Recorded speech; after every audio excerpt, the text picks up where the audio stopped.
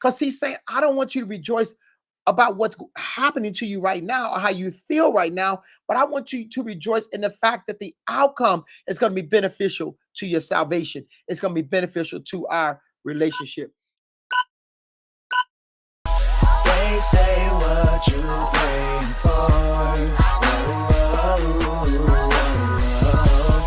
Jesus, he's our present hope.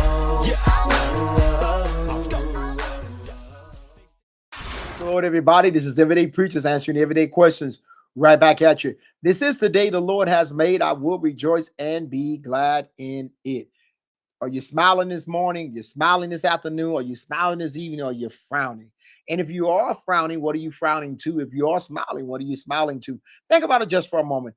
If there is no darkness in God at all, and God is light, and God is all good, and he made the day, everything within the day may not look good, but the outcome of it all shall be good. And so we should not get too caught up into the contents of the day. We need to have faith in the outcome of the day. Now, I don't mean necessarily a literal outcome like, oh, well, it's 11:59 p.m. I don't see no outcome. That's not what I'm saying. I'm saying that every day is a contributing factor to God's purpose in your life. And we don't always see that. You understand what I'm saying? I mean, we don't all think about it this way. If you have a newborn baby, when that baby is 1 day old, it's actually grown. 2 days old, it's grown some more. 3 days old, 4, 5, 6, 7, 2 months, 3 months, 4 months, 5 months. But guess what? We don't see the growth, but the growth is still happening. And so even though sometimes you may not see the growth in you, or you may not see what God is doing in the course of your day, because you can't recognize that your fingers have gotten bigger, or you're 1 centimeter taller, metaphorically speaking. What I'm saying to you is that we don't have to see to believe. Hope that is seen is not hope at all. We have to trust in the living God, that if he says this is the day that he's made and we should rejoice, why is he even saying that? Why is he telling us to rejoice? Does he not know what I went through today?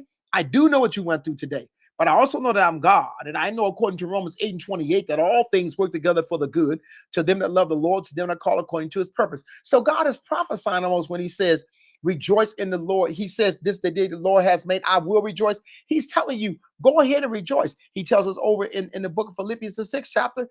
He says, rejoice in the Lord always. And again, I say rejoice. Or on the 4th chapter, I'm sorry. So, but wait, what about what I've gone through, God? Why would you tell me to rejoice? This is a horrible situation. Because he's saying, I don't want you to rejoice about what's happening to you right now or how you feel right now, but I want you to rejoice in the fact that the outcome is going to be beneficial to your salvation. It's going to be beneficial to our relationship, because God can take everything and make it work for his purpose. This one goes out to Sweet C. She asked the question, please help me with understanding of sin, evil, unrighteousness, not existing in God. If he created it, wouldn't it exist in him? And in what context?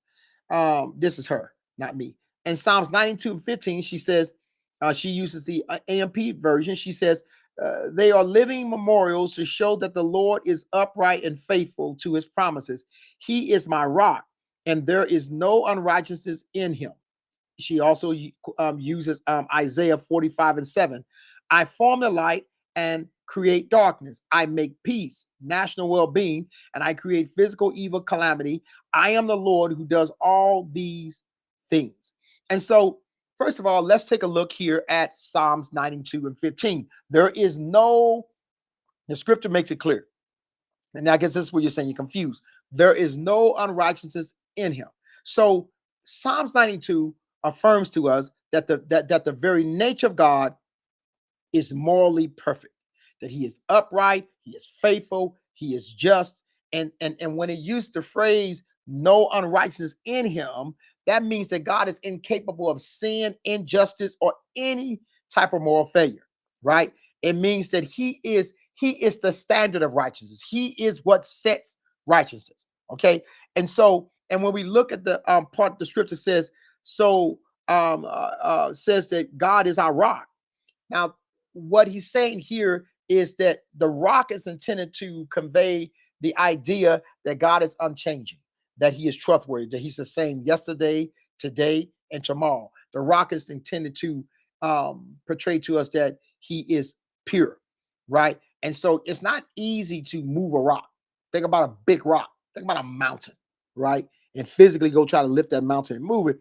It's not easy to move rock. And so then we deal with the idea of that he creates evil, Isaiah 45 and 7, right? So this is where it gets a little tricky. This verse is a little tricky based on translation, because some translation says that that use the word evil in some translations, but in the Amplified Bible, which you use, it translates the word Ra, R-A, and that's what the word is in Hebrew, Ra, and I may be saying it incorrectly, but Ra. And this refers not to evil, but to calamity, disaster, or adversity. It does not refer to evil or moral sin. Okay, hopefully that makes sense to you. So in the context of Isaiah 45, it is speaking of God's sovereignty over the nations. It is saying that he alone orchestrates peace and judgment. It is saying that he may use calamity or will use calamity to bring about his purpose, right? So in other words, it's kind of back to Romans 8 and 28. All things work together for the good to them that love the Lord, them are called according to his purpose. And so, in other words, God will use the error of man to bring forth his, see it? He'll use the sin of man to bring forth his purpose, is what I'm saying, in case you're missing it. So it's not so much that God is creating evil, it's that he can use it because he's God, right? So the question, I guess, that's really big on the table here is, did God create evil? God did not create evil in the moral sense. But you can say that God created those that brought forth evil. So, in other words, what I'm saying is that when God created man, he created them with free will. And it's because of their choices that evil came into the world. He created angels with free will because of their choices, right? And so, we see their choices in Genesis 6 chapter, so forth and so on. And they saw the ladies for fair and so forth and so on. So, point that I'm making is God permits evil, but he uses evil for his purposes. He permits evil, but he uses refining faith that's found in man. He uses that to bring forth his purpose. And so, no, God did not create evil in the moral sense, but understand that man he created, and man, because of their choices, evil came into the world.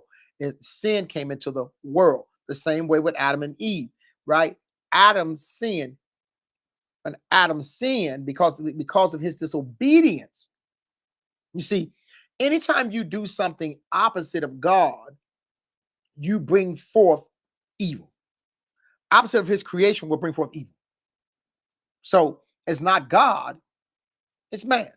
So when we ask the question, how did evil get in the world? Look in the mirror. This is Everyday Preachers Answering Everyday Questions, right back at you. Peace.